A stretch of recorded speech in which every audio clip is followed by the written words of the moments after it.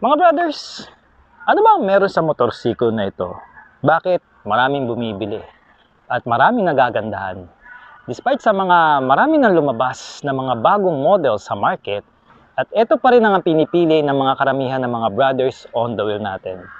So mga brothers, alamin natin yan. Dahil ngayong episode, magbibigay ako ng mga bagay-bagay na nagustuhan ko dito sa Honda PCX 160. Kaya mga brothers, let's go sa go! Get ready! Drop the beat. I'm gonna be better, better than you thought. I promise I won't jealous, you don't deserve it all. I'm gonna be better, better than you thought. I promise I won't jealous, you don't deserve it, don't deserve it. Pagdating sa forma, mga brothers on the wheel, ay iba-iba tayo ng perspective. Maaaring maganda sa akin, pangit sa'yo. Maaaring maganda sa'yo, pangit naman sa akin. Pero pagdating dito sa Honda PCX 160 ay talaga namang naaakit ako kahit saang anggulo ko siya titignan. Katulad ng kanyang B-shape na headlight, yung kanyang taillight na futuristic, yung magandang tabas ng kanyang windshield, at yung mga edge at yung pagkakurba ng kanyang side profile. Para sa akin, elegante at very classy, which is pasok sa profile ko. Alright? At hindi lang sa forma ako nagagandahan sa motor na ito. Pagdating din sa comfort na ino-offer nitong PCX 160. At palagay ko mga brad, isa ito sa mga selling point kung bakit ito bumenta sa market. Yung kanyang riding position, napaka-komportable. Especially ako, maliit lang ako, 5'4" lang ako mga brothers. At wala akong problema. Mahalapit yung handlebar, which is good. Nagbibigay sa akin ng loosen sa aking braso dahil maiksi lang naman ang aking reach na umaabot lang ng 20 inches. At yung ino-offer ng upuan, napaka-comfort at malapad. Kahit malaking bulas ka dito o malapad ka na rider, siguradong kaya ka pa rin accommodate nitong PCX 160 ng Honda. At syempre pa, yung kanyang riding position, pwedeng standard o cruising position na put forward, which is makakapagbigay sa'yo ng comfort during ng long ride o kahit matraffic ka pa sa mga syudad. Kaya itong motor na ito, pagdating sa comfort and looks, wala akong masabi. Kahit matagal na siyang model ng Honda, talagang hindi ito nalalaos pagdating sa market. And by the way, may lalabas na nga palang bagong PCX 160 na tatawagin nating Road Sync. Pangalawang bagay na nagustuhan ko rito sa PCX 160 ng Honda yung kanyang features at syempre yung specification nitong motorsiklo. Pagdating sa features mga brothers, halos lahat na ata ay nandito na kay PCX 160. Katulad ng kanyang front ABS, at dito naman sa likod, meron itong traction control ng mismong Honda para sa safety natin sa preno at sa pagdulas nitong likurang gulong. Disc brake na yan mga brothers, harap at likod.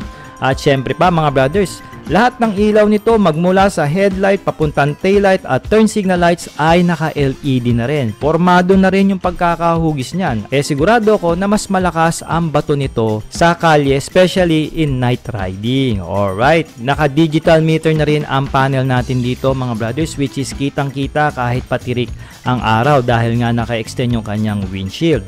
Pangalawa mga brothers, gustuhan ko rin dito yung quality switches ng mismong Honda, which is ito yung mga trademark na switches ng Honda pagdating sa mga scooter nila.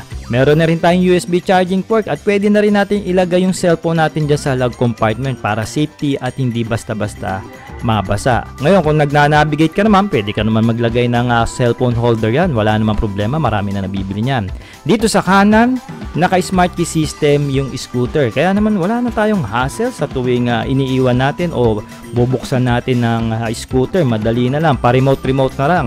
At nandyan yung kanyang seat opening at syempre pa yung kanyang fuel button. Alright, under seat compartment mga brother, malaki-laki na rin, kakasya ang isang helmet at iba nyo pa ang kagamitan, no? So kahit hindi na kayo magkabit ng top box, pero kung gusto nyo naman pakabitan, provision naman din itong si PCX 160 ng Honda para mas marami kayong makarga sa scooter na ito. Pagdating naman sa makina mga brothers, hindi ka rin bibitinin itong si PCX 160 ng Honda dahil kayang mag-produce nito ng 15.8 horsepower at 8,500 RPM na kaya namang sumibat ng 14.7 Nm of torque at 6,500 RPM. Single yung kanyang cylinder na merong 4 siya na valves at naka-single overhead cam ito.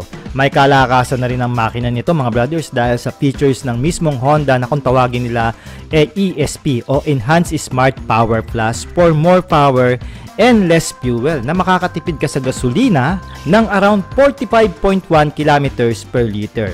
But again, lagi ko nga sinasabi, pagdating sa fuel consumption, hindi po yan ganun ka-accurate. Maglalaro pa rin po yan sa riding behavior nyo, bigat nyo kung may angkas kayo at mga dalahin at road condition.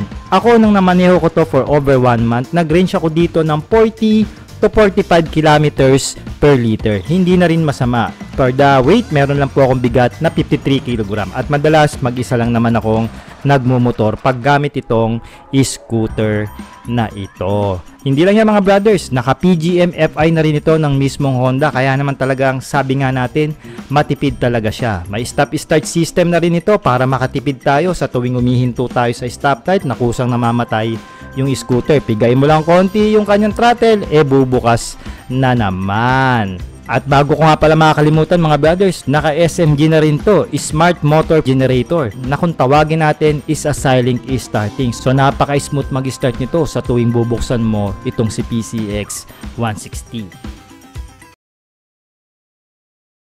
Subukan natin itong PCX 160 in 0 kilometers up to 80 to 100 kilometers.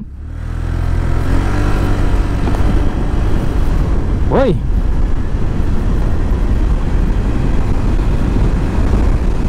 Paisandaan kaya natin. Sarap ah.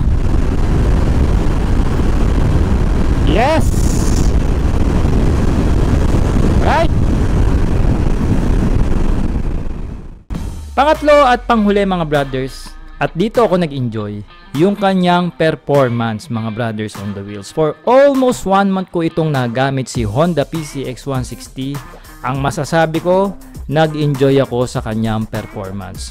Una mga brothers, pagdating sa kanyang power, arangkada at kung saan pang duluhan, no? Meron kasi siyang dalawang karakteristik para sa akin mga brothers. Pwede siyang gamitin ng eco mode, chill ride lang. Yung wala ka naman masyadong hinahabol o hindi ka naman nagmamadali, pwede mo siyang gamitin doon. Although wala siyang riding mode pero para sa akin yun yung katangian niya. At kung sakaling ikaw naman nagmamadali, malilit ka ng pasok o natatay, sabihin na natin, pwede ka rin magkamote sa motorsiklong ito. Pero syempre, huwag nyo gawin yun masyado, no? O kaya huwag nyo na talagang gawin dahil napaka-delikado. Pero ganun pa man, yun yung kayang bigay na performance nitong PCX 160 pagdating sa kanyang power. And going naman sa kanyang maneuverability o sabihin natin sa mga kurbada o mga banking, despite sa kanyang malaking pangangatawan, pagka tumatakbo na kasi siya mga brothers, ang gaang niya para ka lang naka 125cc na scooter. Pangalawa, akala ko dito, dahil mababa lang yung kanyang ground clearance, sasabit siya pagka sinasagad-sagad mo na siyang iliko. Pero mali ako ng hinala. Wala naman ako naramdaman na sabit dito. Siguro dahil sa gaan ko na rin. Pero nang nireview ko ito na ako ang angkas mismo, hindi naman kami nakadanas dito ng pagkasayad niya sa ilalim niya o sa kanyang underneath. Ganun pa man, ang ganda nito lumiko, napakagaang, hindi siya matigas ang ulo, madali lang siyang pasinurin. No, yun ang nagustuhan ko. At saka yung suspension nito, para sa akin pwede na Hindi naman ako maselan Siguro kahit sa maselan, ipapasa na rin ang suspension nitong PCX 160. Pero kung talagang kung sobrang selang ka na, pwede ka magpalit ng rear suspension nito. Yung mga branded na meron tayo ngayon dito sa market. At pagdating sa preno, swabe na powerful yung preno niya.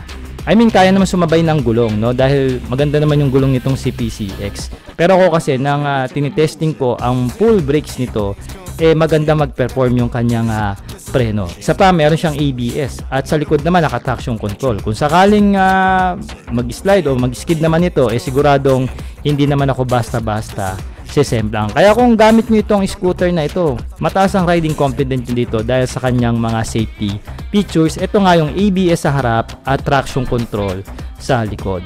overall performance nitong PCX 160 sa akin, wala akong makakita sa kanya na mahina siya sa pagiging 160cc na maxi scoot eh. Nandun sa kanya lahat eh. Binibigay niya talaga kung ano yung gusto mo eh, no? Sabi ko nga, may dalawa siyang katangian. Pwede siyang pang chill ride, pwede siyang pang kamote ride.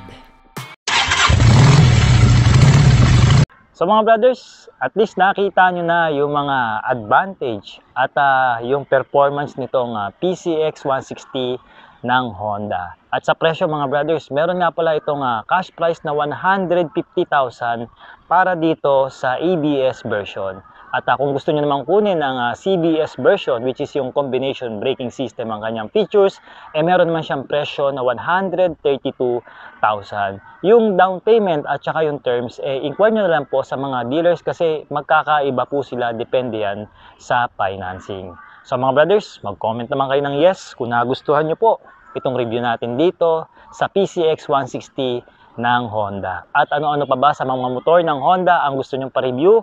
Comment nyo na rin ang suggestion nyo. So mga brad, maraming salamat po. I'm Ark of Sort Moto. Ride safe and cheers!